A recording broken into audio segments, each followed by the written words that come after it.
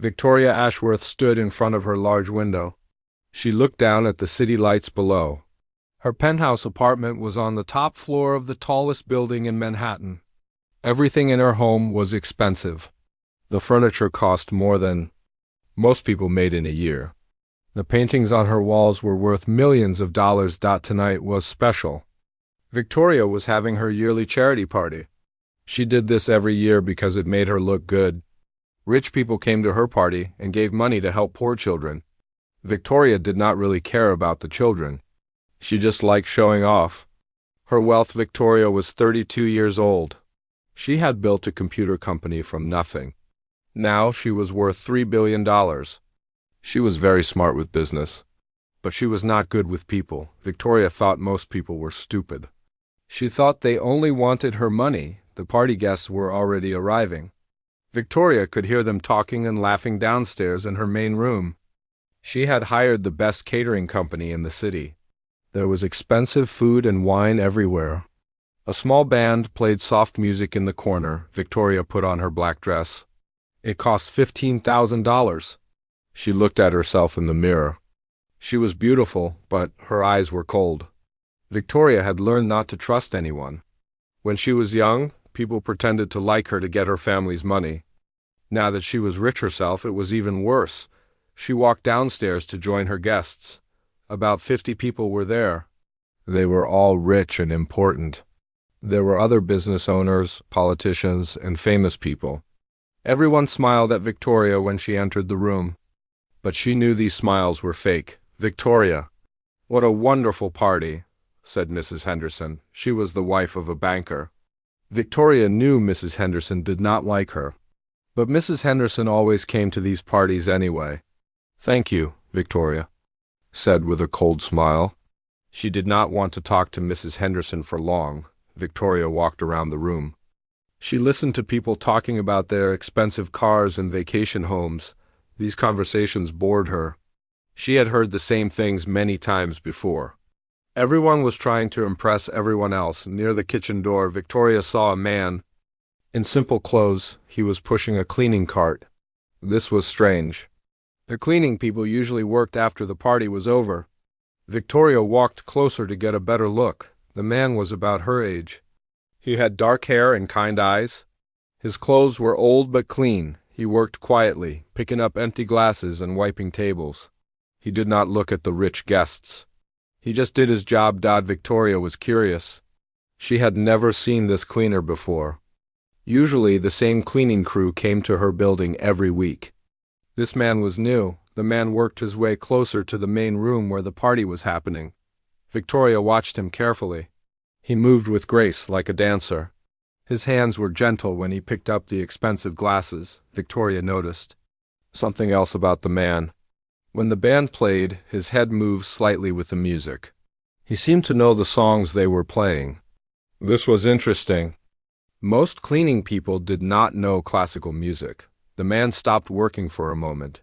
He was looking at Victoria's piano. It was a beautiful black Steinway piano that cost $200,000. Victoria rarely played it. She had bought it because it looked impressive in her apartment. The man stared at the piano like he was seeing an old friend. There was something in his eyes that Victoria had never seen before. It was not greed or envy. It was something else. Something that made her feel strange. Victoria decided to talk to the man. She was the type of person who always got what she wanted. If she was curious about something, she found out about it. She walked over to where the man was working. He was wiping down a table near the piano. When he saw Victoria coming, he looked nervous. "Excuse me," Victoria said. Her voice was sharp and commanding. "You're new here." The man looked up at her. "Yes, ma'am. I started working here last week. I'm Marcus Rivera." "Marcus," Victoria repeated. She liked to know the names of people who worked for her. It made her feel more in control. "You were looking at my piano." Marcus glanced at the piano again. "It's beautiful." "I've never seen one so nice up close," Victoria laughed. It was not a kind laugh. "Do you play piano, Marcus?" Marcus hesitated. "A little bit," he said quietly. Victoria's laugh got louder. Some of the party guests started looking their way. "Victoria, enjoyed having an audience. She loved showing how different she was from regular people. A little bit, Victoria said. Come on, Marcus. Show us what you can do. Marcus shook his head. I should get back to work, ma'am. But Victoria was not done with him. She had an idea that amused her. Victoria always did whatever she wanted. She never thought about how other people felt. No, no, Victoria said loudly. Now more guests were watching. I insist. Play something for us. She walked over to the piano and opened it. The keys were white and perfect.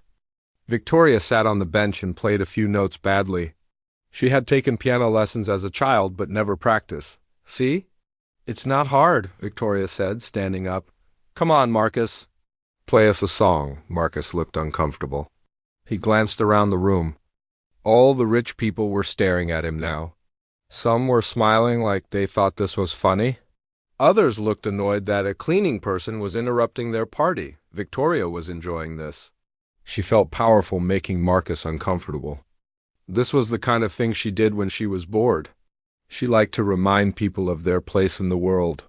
Tell you what, Marcus, Victoria said with a big smile. Play something good and I'll marry you. Victoria laughed loudly at her own joke. Some of the guests laughed too. They thought Victoria was being clever and funny. The idea of a rich woman like Victoria marrying a poor cleaner was ridiculous to them. Marcus looked at Victoria for a long moment. His face was calm, but she could see something changing in his eyes. He was not laughing. Okay, Marcus said simply. Victoria stopped laughing. She had not expected him to agree. She thought he would be too scared or embarrassed. But Marcus was walking toward the piano. The room got quiet. Everyone was watching now. Victoria suddenly felt less sure of herself. What if Marcus actually could play? What if he made her look foolish? But it was too late to stop him. Marcus reached the piano and looked down at the keys. He took a deep breath and sat down on the bench. Victoria stood behind him, trying to look confident. But inside, she was starting to worry about what would happen next. Marcus sat at the piano bench. He looked down at the white and black keys. For a moment, he did not move. The whole room was watching him. Victoria stood behind him with her arms crossed. She was still smiling, but her smile looked forced now. The rich guests whispered to each other. Some thought this was funny. Others were annoyed that their party was being interrupted by a cleaning man. Mrs. Henderson shook her head and rolled her eyes. Marcus placed his hands on the keys. They fit perfectly, like he had done this 1,000 times before. Victoria noticed how gentle his hands looked on her expensive piano. Then Marcus began to play. The first notes were soft and slow. Victoria recognized the song, but she could not remember its name. It was classical music, something beautiful and sad. Marcus played each note perfectly. As the music continued, something strange happened in the room. All the talking stopped. People put down their wine glasses and turned to watch Marcus. Even Mrs. Henderson stopped looking annoyed. The music got louder and more complex. Marcus's fingers moved across the keys like they were dancing. He played parts with his left hand and different parts with his right hand at the same time. Victoria had never heard anyone play like this in real life, but it was not just how well Marcus played, it was how he played. Victoria could see emotion in every movement he made. When the music was sad, his whole body seemed sad. When it got strong and powerful, Marcus sat up straighter and played with more force. Victoria felt something she had never felt before. The music was reaching inside her chest and touching something deep in her heart. She had listened to music before, but it had never made her feel anything real. This was different. Marcus played a part that was very fast and difficult. His fingers moved so quickly that Victoria could barely see them, but every note was perfect. The music filled the entire apartment. It seemed to make the walls vibrate. Some of the guests had tears in their eyes. Victoria looked around the room and saw faces she had never seen before. These people who were usually cold and fake looked human now. The music was changing them. Victoria looked back at Marcus. His eyes were closed now. He was not playing for the audience anymore. He was playing for himself, or maybe for the music itself. There was a small smile on his face, like he was remembering something happy. The song began to slow down again. Marcus played the ending very softly. Each note seemed to float in the air. When he played the final note, he kept his hands on the keys for a moment. Then he lifted them slowly. The room was completely silent. Nobody moved or spoke. Victoria realized she was holding her breath. Then someone started clapping. It was Mr. Peterson, a man who owned several banks. Soon everyone was clapping loudly. Some people were saying bravo and amazing. Marcus stood up from the piano bench. He looked embarrassed by all the attention. He nodded politely to the guests and started to walk back toward his cleaning cart. Wait, Victoria said. Her voice sounded strange, even to herself. Marcus stopped and turned around. Victoria did not know what to say. Her joke about marrying him did not seem funny anymore. She felt confused and off balance. What? What? Was that song? Victoria asked. Chopin's Ballade No. 1, Marcus said quietly. Where did you learn to play like that?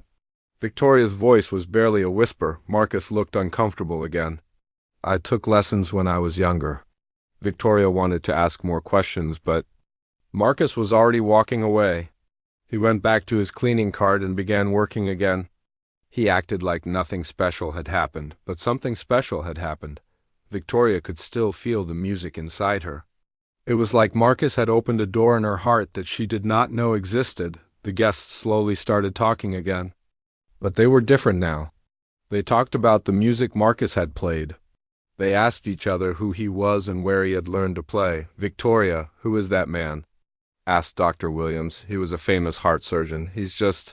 He works here, Victoria said. She felt stupid saying it. Just works here? Dr. Williams laughed. That man could play at Carnegie Hall. I've been to concerts that weren't half as good as what we just heard. Other guests came up to Victoria with similar comments. They all wanted to know about Marcus. But Victoria realized she knew almost. Nothing about him stopped as the evening went on. Victoria found herself watching Marcus work. He cleaned tables and picked up glasses like before, but now Victoria saw him differently. She noticed how carefully he moved. She saw intelligence in his eyes that she had missed before. Marcus never looked at her directly. When he came near where she was standing, he kept his eyes down. Victoria wanted to talk to him again, but she did not know what to say. The party continued for 2 more hours. People talked and laughed and drank expensive wine, but Victoria could not focus on any of it. She kept thinking about the music. She kept watching Marcus. When the party finally ended, Victoria said goodbye to her guests. They all thanked her and told her it was the best party she had ever had. Many of them mentioned Marcus and his beautiful piano playing. After the last guest left, Victoria's apartment felt very quiet. The catering people were cleaning up the kitchen. Marcus was collecting glasses and plates from the main room. Victoria sat on her couch and watched him work. She wanted to say something, but she did not know what. How do you talk to someone after they have just changed your life? Marcus finished cleaning the main room. He pushed his cart toward the service elevator. Victoria knew this was her last chance to talk to him tonight. Marcus, she called out. He stopped and turned around. Yes, ma'am? Victoria stood up and walked toward him. Up close, she could see that his eyes were tired. He had been working all evening while she had been enjoying her party. Thank you, Victoria said. For playing, it was beautiful. Marcus nodded. Thank you for letting me use your piano. It's been a long time since I played on something so nice. How long? Victoria asked. Marcus hesitated. About 5 years. Victoria wanted to ask why he had stopped playing. She wanted to ask where he had learned. She wanted to ask 100 questions. But Marcus looked like he wanted to leave. Well, Victoria said, Good night, ma'am, Marcus said. He pushed his cart into the elevator and the doors closed. Victoria stood alone in her apartment. The silence felt different now. Before tonight, silence had been comfortable for her. She liked being alone with her thoughts and her things, but now the silence felt empty. Victoria walked over to her piano. She sat on the bench where Marcus had sat. She put her hands on the keys where his hands had been. Victoria tried to play the song Marcus had played, but her fingers did not know where to go. The notes came out wrong and ugly. She was frustrated and embarrassed, even though no one was. Watching, she closed the piano and went to her bedroom. But she could not sleep. Every time she closed her eyes, she heard Marcus's music. She saw his hands moving across the keys. She remembered the way his face had looked when he played. Victoria had always thought she understood the world. She thought people were simple and predictable. She thought money could buy anything important, but Marcus had shown her something money could not buy. He had shown her something beautiful and pure, and Victoria realized she wanted to understand how he had done it. For the first time in years, Victoria fell asleep thinking about someone other than herself. Victoria woke up the next morning thinking about Marcus. She had not slept well. Every time she started to fall asleep, she heard his music in her mind. She kept seeing his hands on the piano keys. Victoria was not used to thinking about other people. Usually she woke up thinking about work or money or business deals. But today was different. She made her coffee and sat by her big window. The city looked the same as always, but Victoria felt different. She could not stop wondering about Marcus. Where had he learned to play so beautifully? Why was he working as a cleaner if he could play like that? Victoria was used to getting answers to her questions. When she wanted to know something, she found out. She had people who worked for her who could find information about anyone. She picked up her phone and called her assistant. Jennifer. Good morning, Victoria, Jennifer said. How was your party last night? It was fine, Victoria said. I need you to find information about someone for me. Of course. What do you need? There's a man named Marcus Rivera. He works for the cleaning company that comes to my building. I want to know everything about him. Jennifer was quiet for a moment. This was an unusual request, even for Victoria. Everything? Jennifer asked. Yes, where he's from, where he went to school, his work history, everything. I'll get started right away, Jennifer said. Victoria spent the rest of the morning trying to work. She had 3 business meetings and several important phone calls, but she could not focus. She kept thinking about Marcus and waiting for Jennifer to call back. Finally, at 2 o'clock, Jennifer called. I have the information you wanted about Marcus Rivera, Jennifer said. Tell me, Victoria said quickly. This is interesting, Victoria. Marcus Rivera is 31 years old. He was born in Chicago. His parents died in a car accident when he was 18. He has one younger sister named Sophia. Victoria listened carefully. She had not expected Marcus to have such a sad story. What? About school? Victoria asked. This is the interesting part, Jennifer said. Marcus went to the Juilliard School in New York. He studied piano performance. He graduated at the top of his class. Victoria almost dropped her phone. Juilliard was one of the most famous music schools in the world. Only the most talented musicians could get in. Juilliard, Victoria repeated. Yes, according to my research, Marcus was considered a child prodigy. He started playing piano when he was 4 years old. He won several national competitions as a teenager. Everyone expected him to become a famous concert pianist. Victoria felt confused. If Marcus was so talented, why was he cleaning buildings? What happened after he graduated? Victoria asked. Jennifer's voice became sad. His sister Sophia got very sick. She needed expensive medical treatment. Marcus had to take care of her because their parents were dead. He could not afford to continue his music career and pay for her medical bills at the same time. So he quit music? It looks like it. He started working regular jobs to make money. First he worked in a restaurant, then in a store, now with a cleaning company. He's been taking care of his sister for the past 5 years. Victoria felt something strange in her chest. It was like sadness, but different.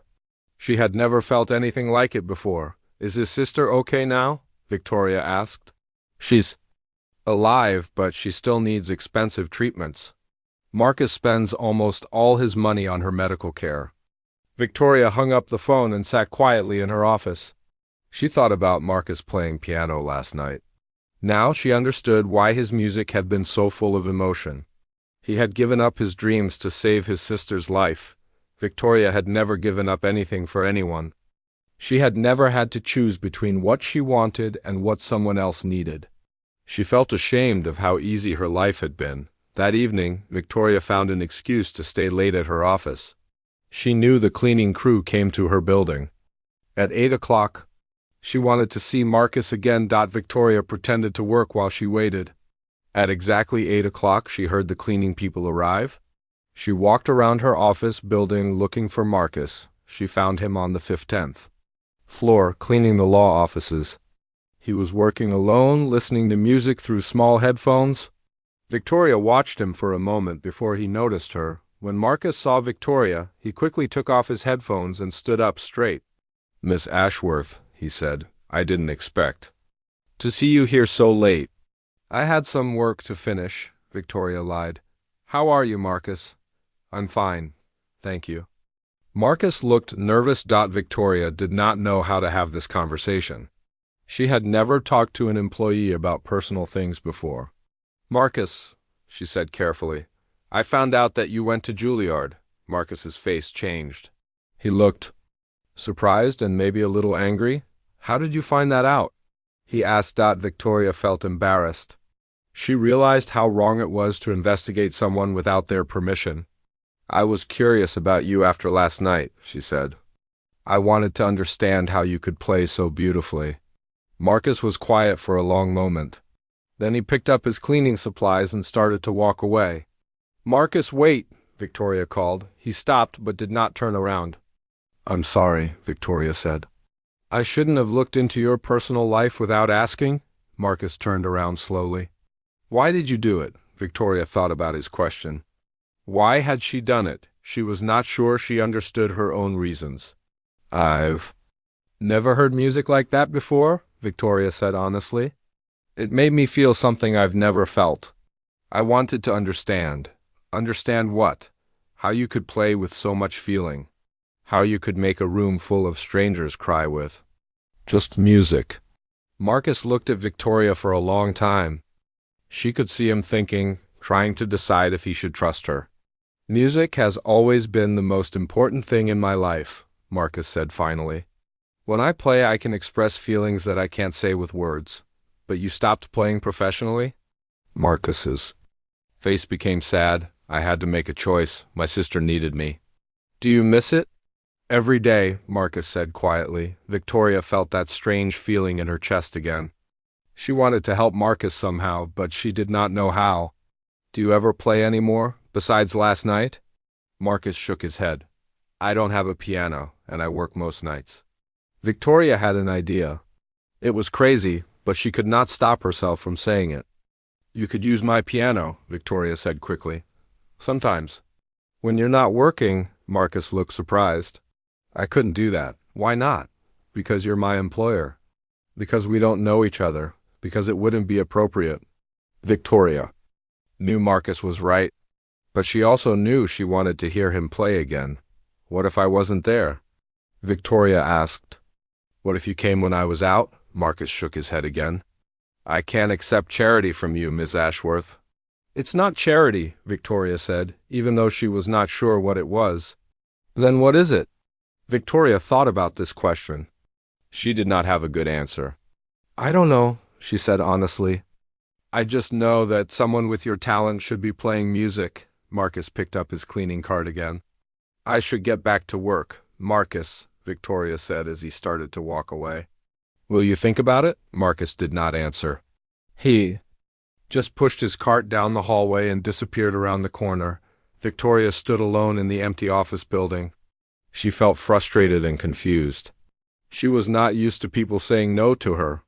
She was not used to wanting something she could not buy, but more than anything, Victoria was not used to caring about someone else's happiness more than her own. And she was starting to realize that was exactly what was happening to her. Victoria could not stop thinking about her conversation with Marcus. 3 days had passed since she offered to let him use her piano. He had not contacted her. She did not see him in the building. Victoria found herself listening for the cleaning crew every evening. She would make excuses to stay late at work, hoping to run into Marcus again. But he was never there when she looked for him. On Thursday evening, Victoria had an idea. She went home early and sat at her piano.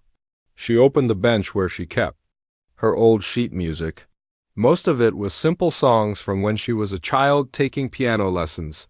Victoria looked through the music until she found something more difficult. It was a piece by Bach that her piano teacher had given her years ago. Victoria had never been able to play it well. She placed the sheet music on top of the piano and left it there.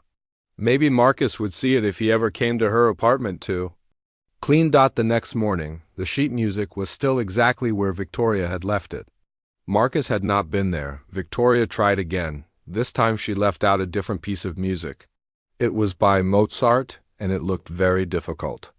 She also left a note that said, "For anyone who might want to practice." Saturday morning, the music was still there. Victoria felt disappointed and foolish. On Sunday, Victoria decided to try something different. She found her computer and searched for information about piano music. She read about different composers and famous pieces. She had never cared about classical music before, but now she wanted to understand it. Victoria learned that the piece Marcus had played at her party was very difficult. Only skilled pianists could play it well. She also learned that it was a sad piece of music about love and loss. This made Victoria think about Marcus's life. He had lost his parents and given up his dreams. No wonder his music was so full of emotion. Victoria spent the whole day reading about music. She watched videos of famous pianists playing the same piece Marcus had played. None of them made her feel the way Marcus's playing had made her feel. On Monday evening, Victoria left out a new piece of music. This time it was the same Chopin piece that Marcus had played at her party. She also left a note that said, "Thank you for the beautiful music." Tuesday morning, Victoria rushed to check her piano. The sheet music was still there, but something was different. Someone had written on the note. Below Victoria's message, someone had written, "Thank you for listening." Victoria's heart started beating faster. Marcus had been there. He had seen her note and written back. Victoria sat down and wrote a new note. "Would you play it again sometime?" She left the note with the sheet music and went to work. All day she thought about what Marcus might write back. Wednesday morning, there was a new message. "I practice here sometimes when you're not home. I hope that's okay." Victoria felt excited and nervous at the same time. Marcus was using her piano. He was in her apartment when she was not there. This felt very personal and strange. Victoria wrote back, "It's more than okay. Play whenever you want." The next morning, Marcus had written, "Thank you. It means everything to me." Victoria stared at his message for a long time. She realized that this was the first real conversation she had ever had through writing. Most of her communication was about business or money. This was about something deeper. Victoria decided to be brave. She wrote a longer note. "I've been learning about classical music. I want to understand what makes your playing so special." That evening, Victoria did something she had never done before. Instead of going out to dinner or working late, she stayed home. She hid in her bedroom and waited to see if Marcus would come. At 9 o'clock, Victoria heard her front door open. She knew Marcus had a key because he was part of the cleaning crew for the building. Her heart started beating very fast. Victoria heard footsteps walking toward her living room. Then she heard the piano bench being moved. A moment later, she heard music. Marcus was playing something different this time. It was softer and more hopeful than the piece he had played at her party. Victoria closed her eyes and listened. The music seemed to tell a story. It started quietly, like someone waking up from sleep. Then it got more complex, like that person was discovering something wonderful. The melody was beautiful and made Victoria feel peaceful. Victoria wanted to go watch Marcus play, but she was afraid to disturb him. She stayed in her bedroom and just listened. Marcus played for about an hour. He played several different pieces. Some were sad, others were joyful. Victoria had never realized that piano music could express so many different emotions. When Marcus finished playing, Victoria heard him close the piano carefully. She heard his footsteps walking toward the door. Then she heard the door close softly. Victoria waited a few minutes, then went to check her piano. There was a new note waiting for her. The piece I played first tonight is called Clair de Lune by Debussy. It means moonlight. I thought you might like to know. Victoria smiled. Marcus was starting to teach her about music. The next morning, Victoria wrote back, "It was beautiful. What made you choose that piece?" Marcus's response came the next day. "It's peaceful. After working all day, I like to play something that helps me relax." Victoria realized she wanted to know more about Marcus's life. She wrote, "What is it like to work so much?" "Don't you get tired?" Marcus wrote back, "Yes, but it's worth it." "My sister is getting better because of the treatments I can pay for?" Victoria felt that same strange feeling in her chest. She wrote, "You're a good brother." Marcus's next note surprised her. "What is it like to have so much money? Does it make you happy?" Victoria stared at his question for a long time. No one had ever asked her that before. "Everyone assumed that money made her happy," Victoria wrote. "Honestly, I thought it did, but lately I'm not sure." Marcus wrote back, "What changed your mind?" Victoria thought about this question all day. What had changed her mind? She realized it was Marcus's music. It had shown her something that money could not buy. Victoria wrote, "I heard something that money can't buy. It made me realize I might be missing something important." The next morning, Marcus had written, "What do you think you're missing?" Victoria was not sure how to answer this question. She was still trying to figure it out herself. She wrote, "I think I'm missing the ability to feel things deeply." "Like you do when you play music?" Marcus's response came with a new piece of sheet music. It was simpler than the other pieces he had played. His note said, "This is for Elise by Beethoven. It's not too difficult. Maybe you could try learning it." Victoria looked at the sheet music. It seemed impossible to her. She had not played piano seriously since she was a child, but something about Marcus's suggestion made her want to try. Victoria sat down at the piano and put her hands on the keys. She tried to play the first few notes of Für Elise. They sounded terrible. Her fingers did not know where to go.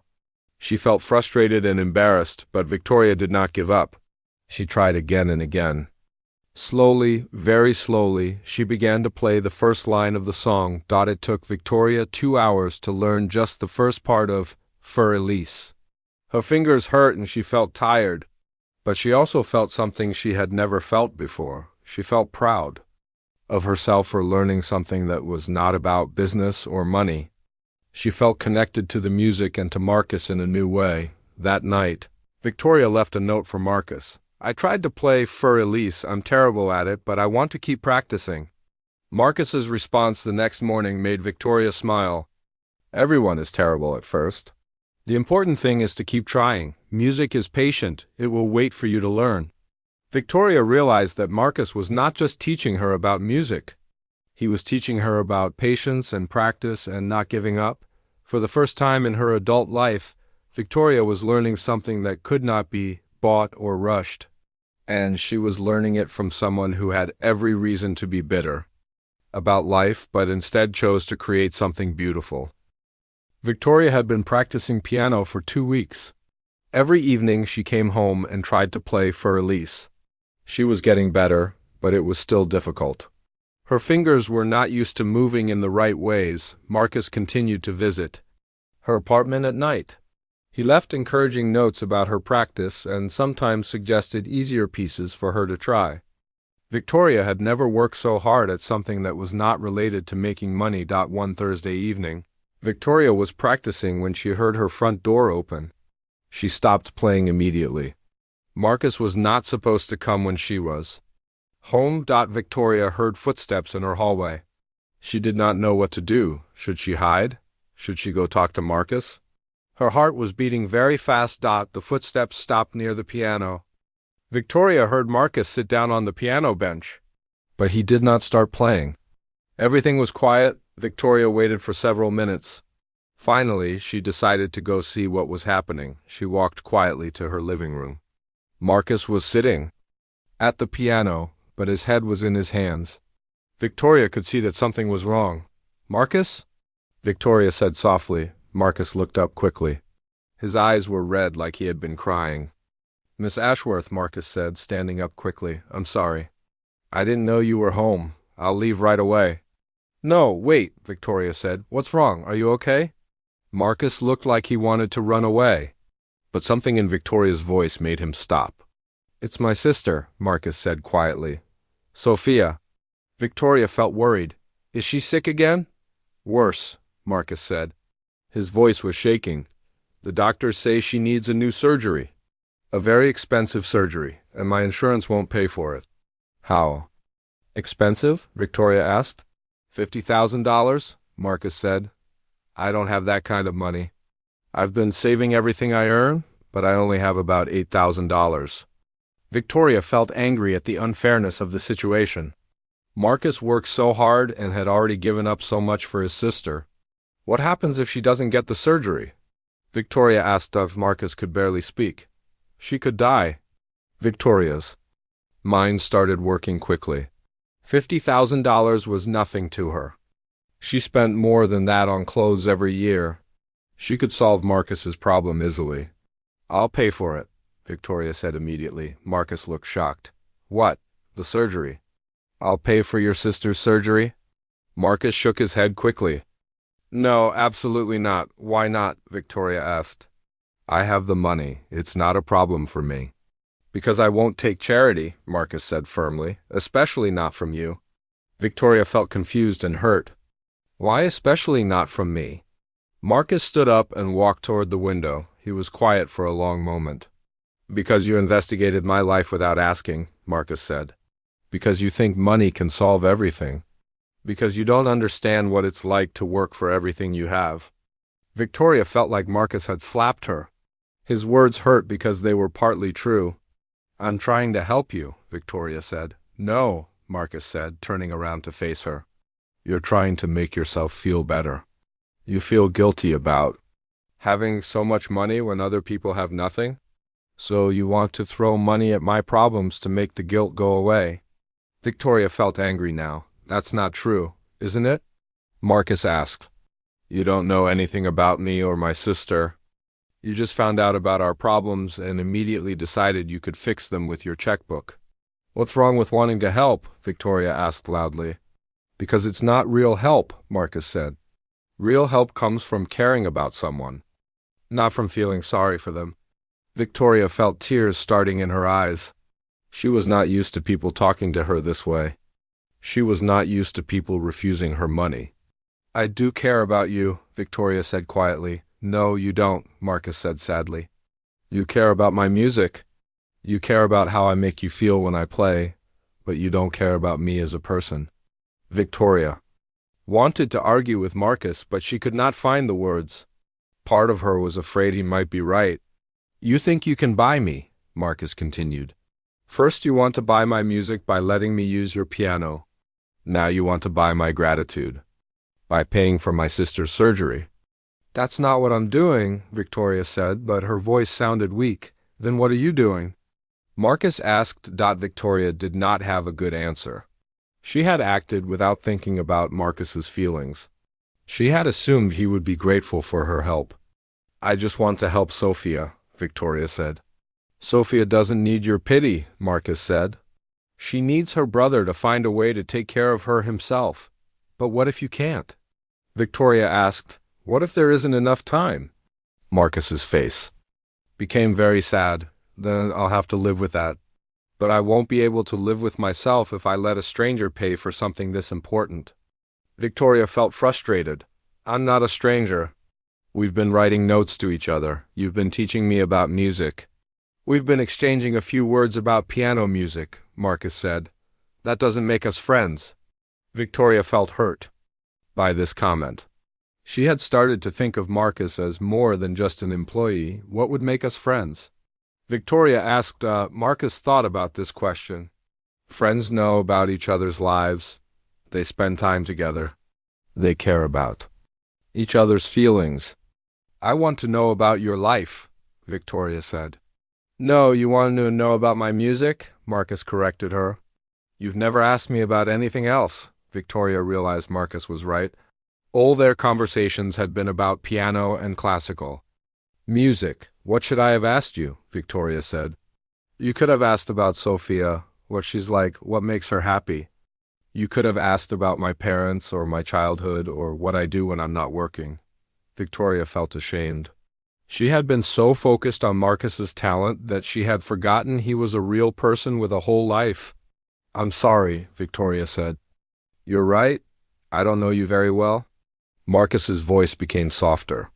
"I appreciate that you want to help, Miss Ashworth, but I need to find my own way to save my sister." "What will you do?" Victoria asked. "I don't know yet," Marcus said honestly. "Maybe I can get a second job. Maybe I can borrow money from someone. I'll figure something out." Victoria wanted to argue with Marcus more. She wanted to convince him to take her money, but she could see that pushing him would only make things worse. "Okay," Victoria said quietly. "I understand." Marcus looked surprised. He had expected Victoria to keep arguing. "I should go," Marcus said. "Thank you for letting me use your piano. I won't bother you anymore."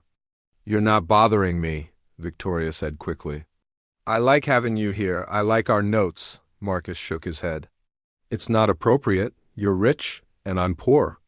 You're the boss, and I'm the employee. We live in different worlds. But music brought us together," Victoria said desperately. "Music brought your curiosity and my talent together," Marcus said. "That's not the same thing." Marcus walked toward the door. Victoria followed him.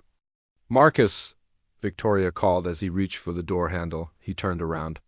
"I hope you find a way to help Sophia," Victoria said sincerely. Marcus nodded. "Thank you. And I hope you'll still come play sometimes, even if we're not friends." Marcus looked at Victoria for a long moment. She could see him thinking. "I don't think that's a good idea anymore," Marcus said finally. He opened the door and left. Victoria stood alone in her hallway, feeling more confused and sad than she had ever felt in her life. Victoria realized that Marcus was right about many things. She had tried to solve his problems without understanding them. She had offered money instead of real friendship, but Marcus was also wrong about one thing. Victoria did care about him as a person. She just did not know how to show it in the right way. Victoria went to her piano and sat down. She tried to play Für Elise, but her fingers felt clumsy and stupid. Without Marcus's encouragement, the music sounded empty and meaningless. For the first time in her adult life, Victoria understood what it felt like to lose something that could not be replaced with money. Victoria had not seen Marcus for 2 weeks. She checked her piano every morning, but there were no new notes. The sheet music sat exactly where she had left it. Collecting dust, Victoria tried to continue practicing piano by herself, but it was not the same. Without Marcus's encouragement and suggestions, she felt lost. The music sounded hollow when she played it. Victoria also found herself thinking about Marcus's words. He had said she did not really know him as a person. He was right. Victoria realized she knew almost nothing about his life outside of music. She thought about Sophia, Marcus's sister. Victoria had never even asked what Sophia looked like or how old she was. She had never asked what Sophia liked to do or what her personality was like. Victoria felt ashamed of herself.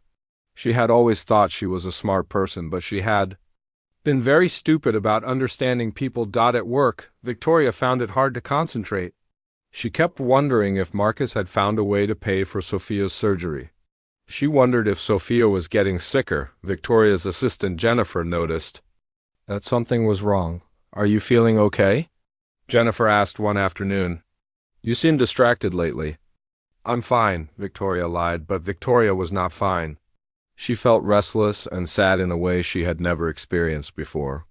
She had always been able to fix her problems by working harder or spending money. This problem could not be fixed either. One evening, Victoria was walking home from work when she saw something that made her stop. There was a small music store on the street corner. In the window was a sign that said, "Piano lessons for children, all skill levels welcome." Victoria stared at the sign for a long time. She thought about Marcus teaching children to play piano. She wondered if he would be good at it. Victoria walked into the music store. It was small and crowded with instruments. An older man with gray hair was sitting behind the counter. "Can I help you?" the man asked. "I was wondering about piano lessons," Victoria said. "For yourself or for a child?" "For children in general," Victoria said. "I mean, Do you think there are children who want to learn piano but can't afford lessons? The man smiled sadly. Oh, yes, definitely. I get calls all the time from parents who want lessons for their children but can't pay for them. It's heartbreaking. What do you tell them? There's not much I can say. Teaching piano is how I make my living. I can't afford to teach for free very often. Victoria had an idea. It was different from anything she had ever done before. What if someone wanted to sponsor piano lessons for children who couldn't afford them? Victoria asked. The man's eyes lit up. That would be wonderful, but who would teach them? I'm already teaching as many students as I can handle. What if you could hire another teacher? Victoria asked. I would love to, but I can't afford to pay another teacher unless I have more paying students. Victoria thought about this. She was starting to understand how business worked for regular people. It was not like her world, where money was never a problem. What if someone paid you to hire a teacher specifically for the free lessons? Victoria asked. The man looked confused. I don't understand. Victoria explained her idea. Someone could pay the music store to hire a piano teacher. That teacher would only teach children whose families could not afford lessons. The teacher would get paid a good salary, and the children would get free lessons. That's a wonderful idea. The man said, but it would be expensive. A good piano teacher costs at least $40,000 a year. $40,000. Victoria spent more than that on shoes and handbags every year. If someone wanted to do this, Victoria said. Carefully, how would they start? The man thought about it. Well, first they would need to find the right teacher. Someone who is skilled but also good with children. Then they would need to find the children who need lessons. Then they would need to set up a schedule and make sure everyone follows through. Victoria realized this was much more complicated than just writing a check. It would require planning and organization and ongoing attention. Do you know any teachers who might be interested in something like this? Victoria asked. There's one young man, the man said slowly. He came in here a few weeks ago asking about teaching jobs. He said he graduated from Juilliard but was working. Other jobs to pay bills? He seemed very talented and very dedicated. Victoria's heart started beating faster. What was his name? Marcus something? Rodriguez, maybe? Or Rivera. Rivera, Victoria said quietly. Yes, that's right. Marcus Rivera. Do you know him? Victoria nodded. A little bit. He would be perfect for something like this, the man said. He has the skill and the education. And he seemed like someone who really cares about music education. Victoria left the music store with a lot to think about. She had found a way to help children learn music. She had also found a way to help Marcus use his talents, but Victoria knew she had to be careful. Marcus had been angry about her trying to solve his problems with money. He would be even angrier if he thought she was trying to manipulate him into taking a job. Victoria spent the next 3 days thinking about how to approach this situation. She needed to make sure Marcus understood that this was not charity or manipulation. This was a real job opportunity that would help many people. Finally, Victoria decided to talk to the music store owner again.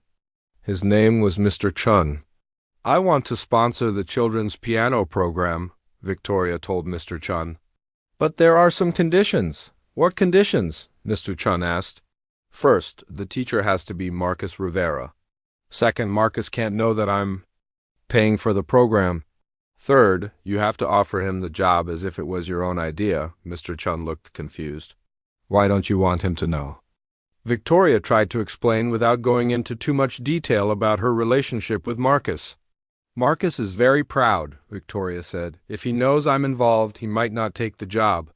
But if he thinks it's a regular job opportunity, he might. Say yes, I understand, Mr. Chun said. But what if he asks where the money is coming from?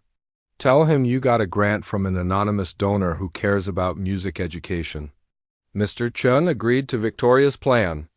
The next day he called Marcus and offered him the job. Victoria waited nervously for 3 days to find out what Marcus would say. She made Jennifer call Mr. Chun every day to check for updates. Finally, Mr. Chun had news. Marcus said yes, Mr. Chun told Victoria over the phone. He was very excited about the opportunity. He starts next week. Victoria felt relieved and happy, but she also felt nervous. What if Marcus found out she was behind the job offer? What if he quit when he discovered the truth? Victoria decided she would have to be very careful to keep her involvement secret. She set up a special bank account under a fake company name. She arranged for the payments to Mr. Chun to look like they came from a music education foundation. Week later, Victoria heard from Mr. Chun that Marcus had started teaching. He was working with 12 children aged 6 to 14. According to Mr. Chun, Marcus was a natural teacher who was patient and encouraging with his students. Victoria felt proud of what she had accomplished.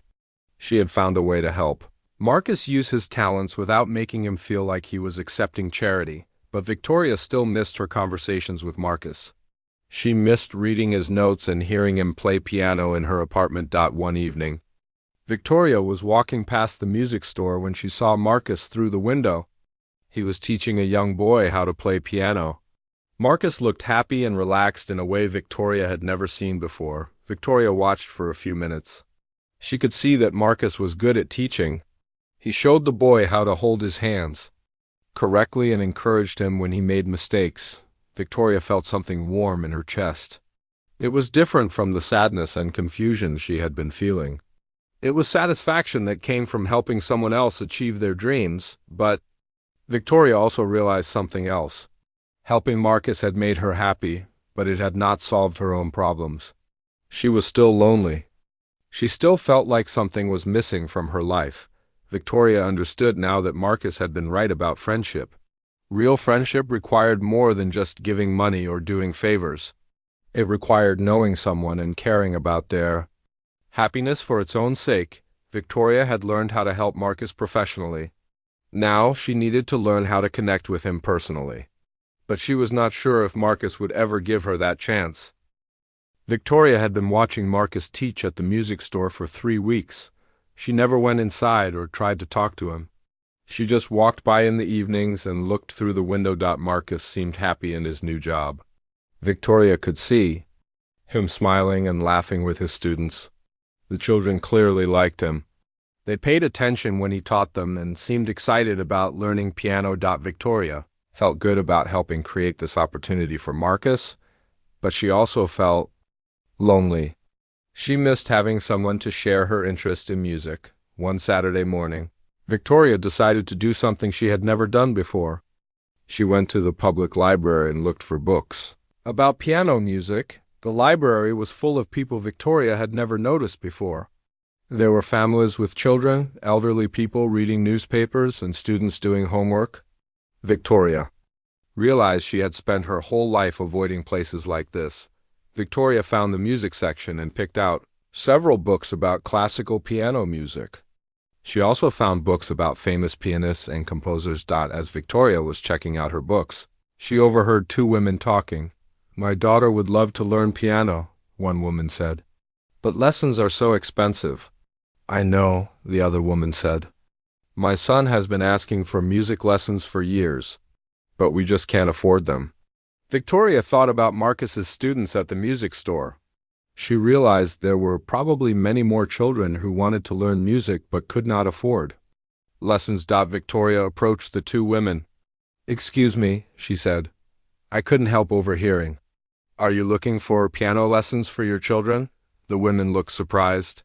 Victoria realized she probably seemed out of place in the library with her expensive clothes. "Yes," one woman said cautiously. "Do you know somewhere affordable?"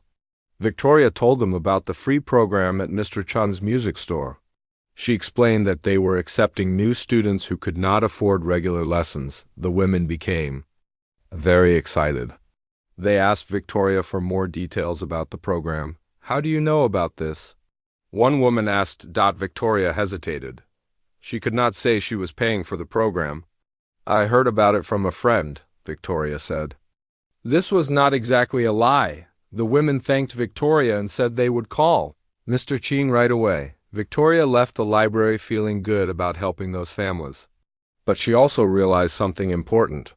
She had enjoyed talking to those women about something that was not related to business or money. Victoria spent the weekend reading her library books about piano music. She learned about different composers and time periods. She learned about the technical aspects of piano playing, but most importantly, Victoria learned about the emotional aspects of music. She read about how composers use music to express feelings and tell stories. Victoria started to understand why Marcus's playing had affected her so strongly. He was not just playing notes correctly. He was communicating emotions through music. On Monday evening, Victoria walked past the music store again. She saw Marcus teaching a young girl who looked about 8 years old. The girl was struggling with a simple song, but Marcus was patient and encouraging. As Victoria watched, she saw Marcus demonstrate how to play a difficult part.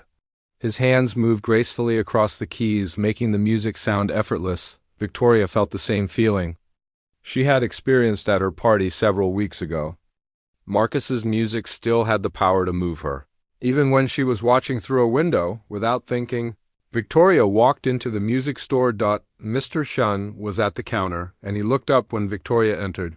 "Can I help you?" Mr. Chin asked loudly. Marcus heard the conversation and looked up from the piano. When he saw Victoria, his face changed. He looked surprised and not entirely pleased. Victoria felt nervous, but she was committed now. "I was wondering if you offer adult piano lessons," Victoria said to Mr. Chun. "Yes, we do," Mr. Chun said. "But our regular teacher is busy right now. Maybe you could come back next week?" Victoria looked at Marcus. He was still watching her with a confused expression. "Actually," Victoria said, "I was hoping Mr. Rivera might have time to teach me." Marcus looked shocked. "Miss Ashworth... Please," Victoria said. "I've been trying to learn on my own, but I'm not making progress. I think I need a real teacher." Marcus's young student was watching this conversation with interest. "Can we finish the lesson first?" Marcus asked Victoria. "Of course," Victoria sighed. "I'll wait." Victoria sat in a chair near the front of the store and listened to Marcus finish teaching the little girl. She watched how patient he was when the girl made mistakes. She saw how he encouraged the girl to keep trying. When the lesson was over, the girl's mother came to pick her up. The woman thanked Marcus and said her daughter loved coming to lessons. After they left, Marcus walked over to where Victoria was sitting. "Why are you here?" Marcus asked directly. Victoria had prepared for this question. "I want to learn piano properly. I've been practicing the pieces you suggested, but I need help." "You could hire any piano teacher in the city," Marcus said. "Why do you want me to teach you?" Victoria thought about this question. The honest answer was complicated. "Because you're the one who inspired me to start playing," Victoria said. "Because you understand music in a way that I want to understand it." Marcus was quiet for a long moment. Victoria could see him thinking. "I don't think it's a good idea," Marcus said finally. "Why not?" "Because of what happened before. Because we have too much history." Victoria felt disappointed, but she was not ready to give up. "What if we started over?" Victoria asked. "What if we pretended we were meeting for the first time?" Marcus looked skeptical. "That's not possible." "Why not?" Victoria asked. "You don't know anything about me as a person? Just like, I don't know anything about you as a person. We could learn about each other while I learn about music." Marcus considered this idea. Victoria could see that part of him was interested. "I would pay you the same rate you charge other students," Victoria said. "This would be a business arrangement." "It's not about money," Marcus said. "Then what is it about?" Marcus looked at Victoria carefully. "It's about trust." "I don't trust your motives." Victoria felt hurt by this comment, but she understood why Marcus felt that way. "What would I have to do to earn your trust?" Victoria asked.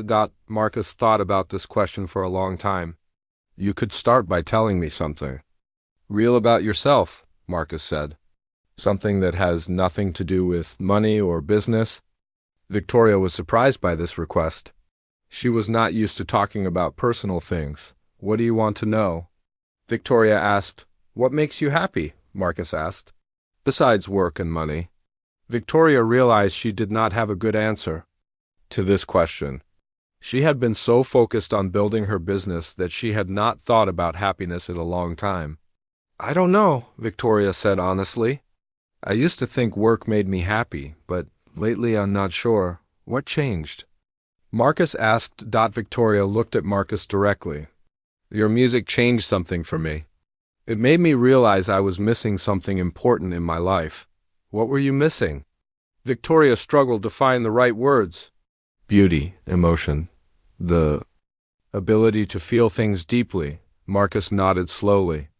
Victoria could see that her answer had surprised him. Okay, Marcus said. I'll teach you piano, but I have conditions. What conditions? First, you have to practice every day. No excuses. Second, you have to be patient with yourself. Learning music takes time. Third, you have to be honest with me about why you're really doing this. Victoria agreed to all three conditions. When do we start? Victoria asked. Now, Marcus said. He walked over to the piano and sat down. Show me what you've been practicing. Victoria sat down next to Marcus on the piano bench. She felt nervous about playing in front of him. Victoria put her hands on the keys and started to play Für Elise. Her playing was slow and clumsy, but she managed to get through the first part without making major mistakes. When she finished, Marcus was quiet for a moment. You've been practicing, Marcus said. I can tell. Is it terrible? Victoria asked. No, Marcus said. It's exactly what I would expect from someone who has been teaching herself. You have the basic idea, but you need to work on technique. Marcus spent the next hour showing Victoria how to improve her hand position and finger movements. He was patient and encouraging, just like Victoria had seen him be with his young students. At the end of the lesson, Victoria felt exhausted but happy. She had learned more in 1 hour with Marcus than she had learned in weeks of practicing alone. Same. Time next week? Marcus asked. Yes, Victoria said. Thank you, Marcus. As Victoria was leaving, Marcus called her name. Victoria, he said. It was the first time he had used her first name. She turned around. Why are you really doing this? Marcus asked. Victoria thought about his question. She could give him a simple answer about wanting to learn music. But Marcus had asked her to be honest. Because I want to understand you, Victoria said. And I think learning music might help me understand myself too, Marcus nodded. That's a good reason to learn music. Victoria left the music store feeling hopeful for the first time in weeks. She had not solved all the problems between her and Marcus, but she had taken the first step toward building a real relationship with him. Victoria had been taking piano lessons with Marcus for 3 months. She practiced every day, just like she had promised. Her playing was improving slowly but steadily. More importantly, Victoria and Marcus were getting to know each other as real people. During their lessons, they talked about music, but they also talked about their lives. Marcus told Victoria about growing up in Chicago with his parents and sister. He told her about his dreams of becoming a concert pianist and how difficult it had been to give up those dreams. Victoria told Marcus about her childhood too, she explained. How lonely it had been to grow up with parents who were always working. She told him about building her business and how success had not brought her the happiness she expected. I always thought if I just worked hard enough and made enough money, I would feel satisfied, Victoria said one evening after her lesson, but it never happened. What do you think was missing? Marcus asked. Victoria had been thinking about this question for weeks. Connection with other people. Purpose beyond just making money. Beauty in everyday life. Marcus smiled. Music can teach you about all of those things. Victoria was learning that Marcus was right. Music was teaching her about patience and practice. It was teaching her to appreciate small improvements. Most importantly, it was teaching her to express emotions that she had kept hidden for years. One evening in December, Marcus announced that his students would be giving a small concert at the music store. It would be a chance for them to play for their families and friends. Will you perform? Marcus asked Victoria. Victoria felt terrified at the idea of playing piano in front of other people. I'm not good enough yet. You're good enough to play. A simple piece, Marcus said. It's not about being perfect. It's about sharing what you've learned. Victoria thought about this. She had spent her whole life trying to be perfect at everything. The idea of doing something imperfectly in public was frightening. What would I play? Victoria asked. For Elise, Marcus said. It's the first piece you learned and you play it well now. Victoria agreed to perform, even though it made her nervous. As the concert date approached, Victoria practiced For Elise every day. She wanted it to be as good as possible. The night before the concert, Victoria could not sleep. She was more nervous about playing piano for a small group of people than she had ever been about making business presentations to important clients. The concert was on a Saturday afternoon. Victoria arrived at the music store early. Mr. Chun had arranged chairs for the audience, and there was a small area set up for the performers. Victoria watched as families arrived to hear their children play.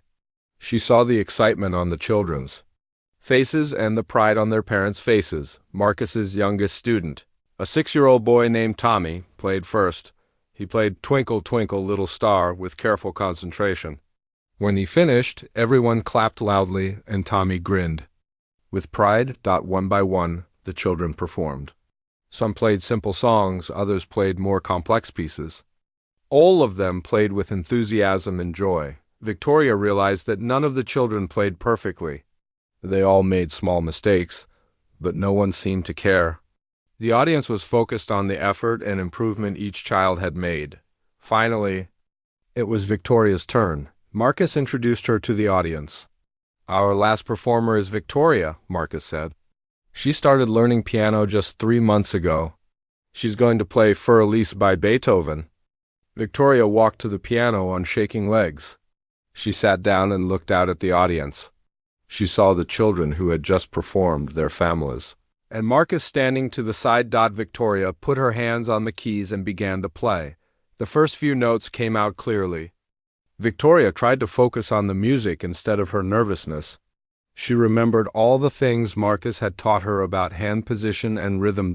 As Victoria played, she started to relax. The music began to flow more naturally. She made a few small mistakes, but she kept going. Just like Marcus had taught her. Victoria thought about all the hours she had spent practicing this piece. She thought about how frustrated she had been when she first tried to play it.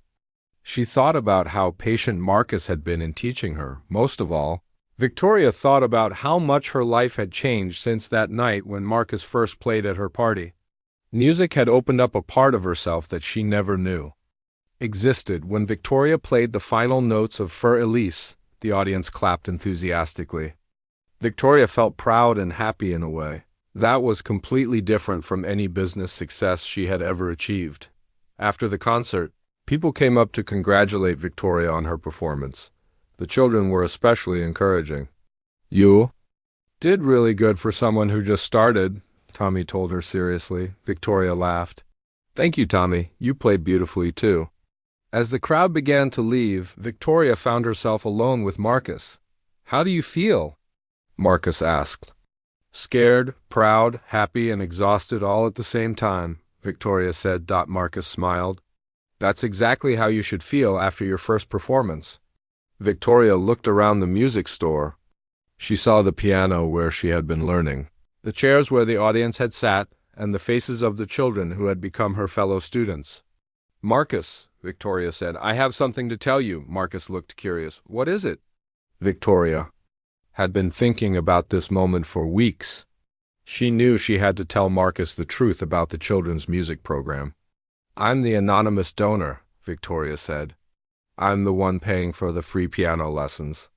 Marcus stared at Victoria for a long moment. She could not tell what he was thinking. I figured that out about a month ago, Marcus said finally. Victoria was shocked. You knew? Mr. Chun is not good at keeping secrets, Marcus said. He accidentally mentioned your name when he was talking about the funding. Are you angry? Victoria asked. Marcus shook his head. At first I was, but then I realized something important. What? You didn't do it to control me or to make me grateful to you. You did it because you genuinely care about music education and helping children. Victoria felt relieved. How do you know that? Because you never tried to take credit for it. Because you let me think it was my own achievement. Because you've been coming here as a student, not as a benefactor. Victoria felt tears in her eyes. I wanted to help, but I wanted to do it right this time. You did do it right, Marcus said. Gently. They stood together in the quiet music store. Outside, the winter sun was setting, and the street lights were beginning to come on. Victoria, Marcus said, there's something I want to ask you. Victoria looked at him. She could see something serious in his expression. That first night, when you joked about marrying me if I could play piano, Marcus said. Did you mean it as a complete joke? Victoria thought about this question. At the time, she had meant it as a joke. But so much had changed since then. It started as a joke, Victoria said honestly. But now, I'm not sure it seems funny anymore. Marcus stepped closer to Victoria. What does it seem like now? Victoria felt her heart beating fast. She thought about everything that had happened between them. The music, the lessons, the conversations, the gradual building of trust and understanding. Now, it seems like maybe you were testing me, Victoria said. And maybe I was testing you too. What were we testing? Marcus asked. Whether two people from completely different worlds could find something real to share, Victoria said. Marcus smiled. What do you think? Did we pass the test? Victoria looked around the music store one more time. She thought about the children, who came here to learn music because she and Marcus had made it possible. She thought about her own transformation from a lonely, wealthy woman to someone who could create beauty and joy. I think we passed, Victoria said. Marcus took Victoria's hands in his. They were the same hands that had played such beautiful music. At her party months ago, they were also the hands that had patiently taught her to play piano. In that case, Marcus said, I have a different question to ask you. Victoria waited. Victoria Ashworth, Marcus said with a gentle smile, you've learned to play piano and you've learned to open your heart. Will you marry me? Victoria felt happiness spread through her entire body. This was not the mocking challenge she had made months ago. This was a real proposal from someone who truly knew her and cared about her. Yes, Victoria said simply. I will. As Marcus kissed her, Victoria could hear the sound of music in her mind. It was not for Elise or any classical piece. It was something new and beautiful that they would create together. Victoria realized that Marcus had been right about many things. Real love, like real music, could not be bought or rushed. It had to be learned slowly, with patience and practice, and genuine care. But most importantly, Victoria understood that the best things in life were not things at all. They were relationships and emotions and shared experiences that made every day feel like a beautiful song. 6 months later, Victoria and Marcus were married in the music store where they had learned to know each other.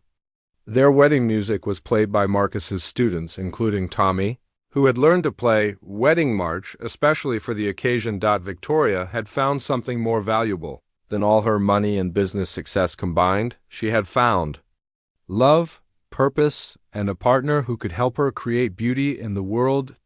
And every evening,